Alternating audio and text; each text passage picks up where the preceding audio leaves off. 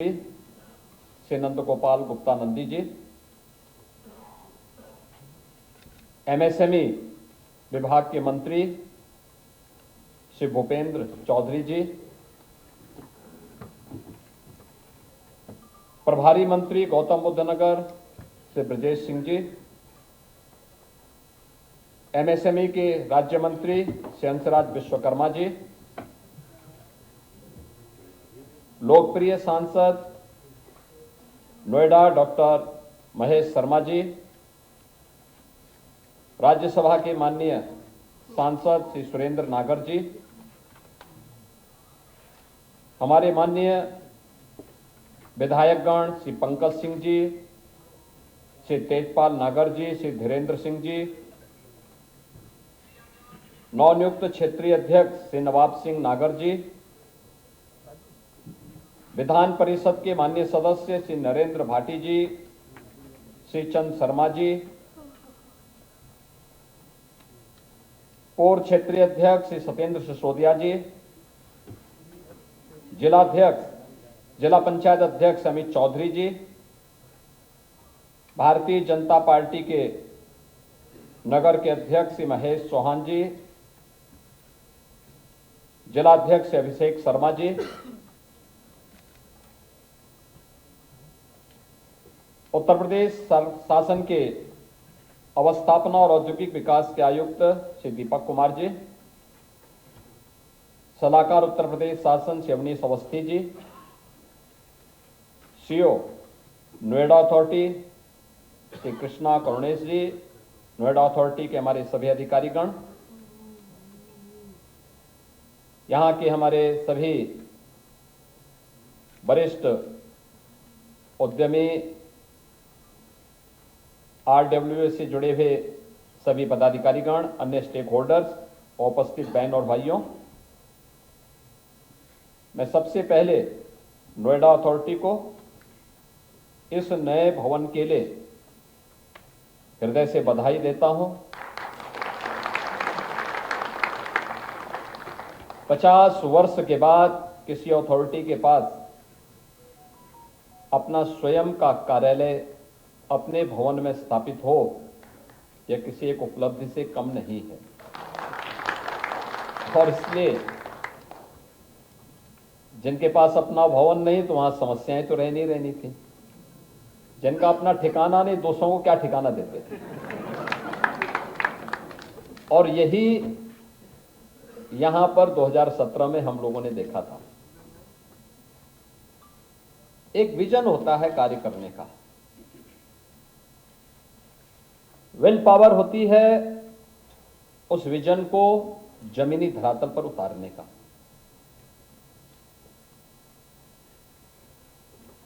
और वह आज गौतम बुद्ध नगर जनपद में देखने को मिल रहा है। उत्तर प्रदेश के अंदर आप कहीं भी जाएंगे, पूरब में, पश्चिम में, उत्तर में, दक्षिण में, कहीं भी आप जाएंगे, चारों ओर यह देखने को आपको मिलेगा। तो एक और मैं बधाई देता हूं कि 390 करोड़ रुपए की लागत से नोएडा अथॉरिटी का अपना इस शानदार भवन के प्रथम फेज का लोकार्पण आज यहां पे संपन्न हुआ है। और इस शानदार ऑडिटोरियम में यह पहला कार्यक्रम नोएडा अथॉरिटी की ओर से अब नोएडा और दादरी विधानसभा की 2,500 करोड़ रुपए की परियोजनाओं के लोकार्पण और शिलान्यास के लिए भी, इसके लिए मैं धन्यवाद भी देता हूं, क्योंकि इस अथॉरिटी के पास यहां की जनता से जुड़ी हुई बुनियादी सुविधाओं की जिम्मेदारी भी है।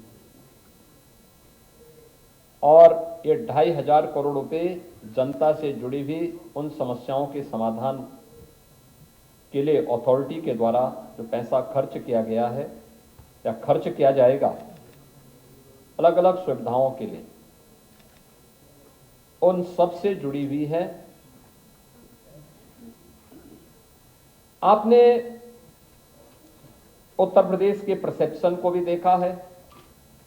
बदले हुए प्रवेश में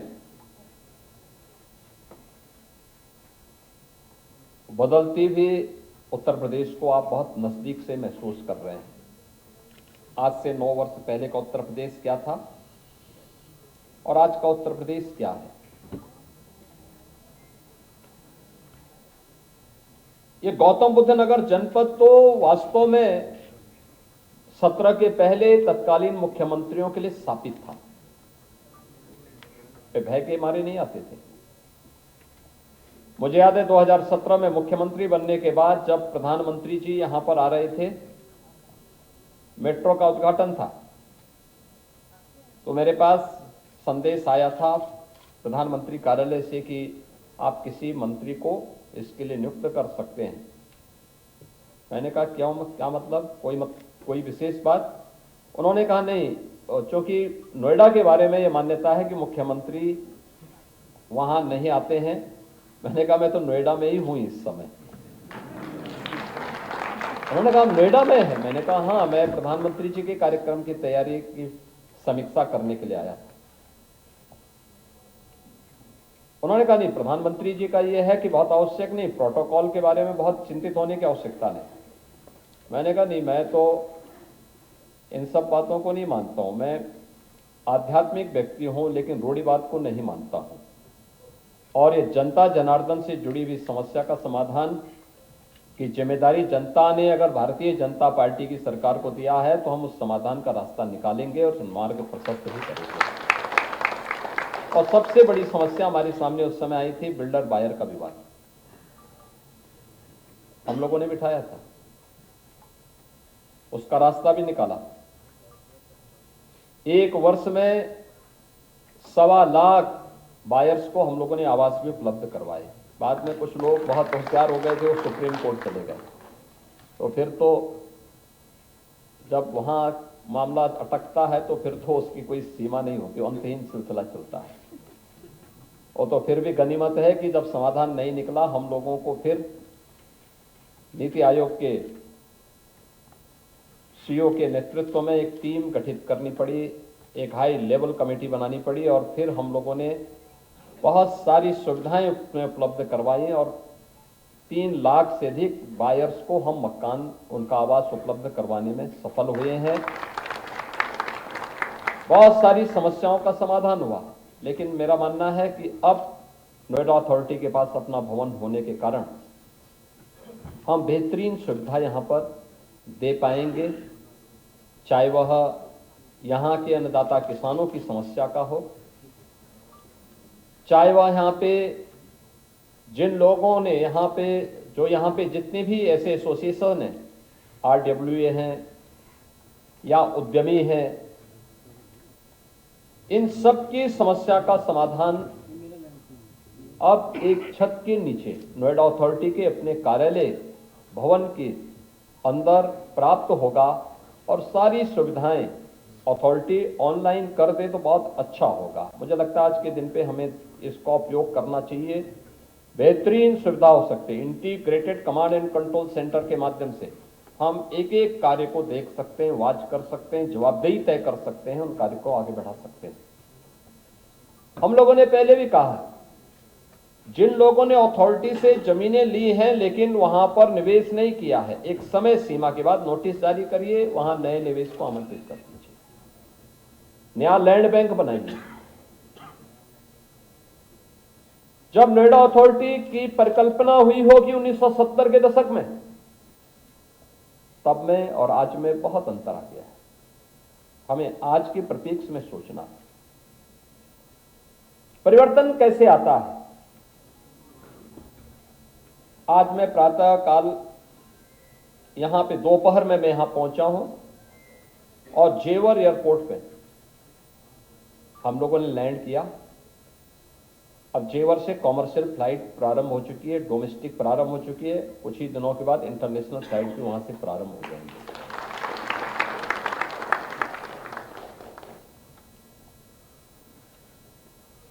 इलेक्ट्रॉनिक सर्किट के निर्माण की आज यहां पे कोरिया के साथ मिलकर के एक ग्रुप के द्वारा लगभग 7,000 करोड़ रुपए के निवेश की आधारशिला रखी गई है।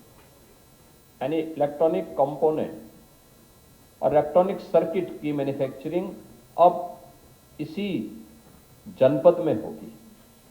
सोलर सेल का भी आधुनिक मैन्युफैक्चरिंग हब यही जनपद बनेगा। दूसरी यूनिट 8,200 करोड़ रुपए की, उसका भी आज हम लोगों ने आधारशिला रखी। आप सोचो, ये निवेश वहां हो रहा है, फिल्म सिटी वहां बन रही है, अपैरल पार्क वहां बन रहा है, मेडिकल डिवाइस पार्क वहां बन रहा है, जो पहले प्रदेश का सबसे खतरनाक जगह मानी जाती थी। लोग जाने में डरते थे। शाम को 5 बजे 6 बजे के बाद वहां क्या स्थिति होती थी, हर व्यक्ति जानता है। और आज ये सभी निवेश वहां पर आ रहे हैं, इसलिए क्योंकि डबल इंजन सरकार ने आदरणीय प्रधानमंत्री जी के नेतृत्व में बिना रुके, बिना डिगे, बिना थके, बिना डरे और बिना झुके निर्णय लेने की सामर्थ्य विकसित की। और आज उसके परिणाम हम सबके सामने है कि भारत का सबसे यानी जो बेस्ट इन्वेस्टमेंट का डेस्टिनेशन है वह गौतम बुद्ध नगर, और गौतम बुद्ध नगर के साथ ही नोएडा, ग्रेटर नोएडा और यमुना अथॉरिटी उसका आधार बन रहा है। तीनों अथॉरिटी के स्तर पर कार्य तेजी के साथ आगे बढ़ाने का कार्य हो रहा है। कार्य संस्कृति को और प्रभावी बनाने का कार्य हो रहा है।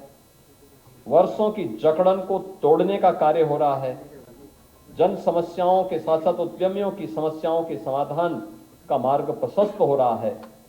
और उस दिशा में किए जाने वाले प्रयास का हिस्सा अब आने वाले समय के साथ ये नोएडा अथॉरिटी का एक कार्यालय बनेगा, ये मैं विश्वास के साथ कह सकता हूं। इसलिए मैं नोएडा अथॉरिटी के अंतर्गत आने वाली उन सभी नागरिकों को, सभी उद्यमियों को, यहाँ के अन्नदाता किसानों को मैं इसकी बधाई देता हूँ, अपनी शुभकामनाएं देता हूँ, जनप्रतिनिधियों को धन्यवाद देता हूँ और अथॉरिटी के प्रति अपनी शुभकामनाएं भी व्यक्त करता हूँ। बहन और भाई, आज यहाँ पर हम लोग एमएसएमई डे के अवसर पर भी एकत्र हुए हैं। सूक्ष्म लघु मध्यम उद्यम की क्या ताकत है। कोई भी बड़ा उद्योग का आधार बनता है सूक्ष्म लघु मध्यम उद्यम। याद रखना, बड़ा उद्यम तभी सफल हो सकता है जब हमारे पास आधार होगी, उसके बगैर आगे नहीं बढ़ सकता। विकसित भारत की संकल्पना तब पूरी होगी जब खुशहाल किसान भी होगा, लेकिन उतनी ही तेजी के साथ हम वर्ल्ड क्लास इंफ्रास्ट्रक्चर भी दें और इंफ्रास्ट्रक्चर के साथ साथ अपनी मैन्युफैक्चरिंग पावर को भी उतनी ही मजबूती के साथ आगे बढ़ा सकें। बड़े निवेश के लिए एमएसएमई को उतना ही प्रभावी ढंग से में आगे बढ़ाना पड़ेगा। और मुझे बताते हुए प्रसन्नता है, 2017 के पहले भारत उत्तर प्रदेश के अंदर इस सेक्टर में एक निराशा थी, हताशा थी। हमारा कारीगर हतोत्साहित था, हमारा हस्तशिल्पी निराश था, कोई पुरसाहाल नहीं था, कोई पूछने वाला नहीं था। उस समय हम लोगों के सामने एक चैलेंज था, कैसे हम इनको इनके मन में एक विश्वास पैदा करें।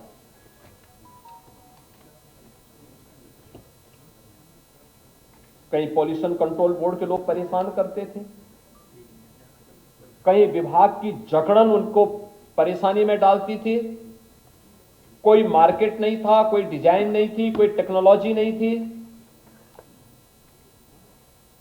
और तब 2017 में हमने एक हाई लेवल कमेटी बनाई थी और तब हम लोगों ने तय किया था कि इसका समाधान इसकी ब्रांडिंग से होगी, इसकी नई डिजाइन देनी पड़ेगी, नई तकनीक के साथ जोड़ना पड़ेगा, मार्केट के साथ इसको लिंक करना पड़ेगा। और आज मुझे बताते हुए प्रसन्नता है, 1 डिस्ट्रिक्ट 1 प्रोडक्ट आज भारत की ब्रांड बनी है, भारत की। प्रधानमंत्री मोदी जी इसे आत्मनिर्भर भारत की आधारशिला मानते हैं, आत्मनिर्भर भारत। और मुझे बताते हुए प्रसन्नता है, वर्तमान में यूपी के अंदर 96 लाख से अधिक एमएसएमई यूनिट काम कर रही हैं, जिनमें 3.25 करोड़ से अधिक लोग कार्य कर रहे हैं, नौकरी भी कर रहे हैं, रोजगार भी अर्जित कर रहे हैं।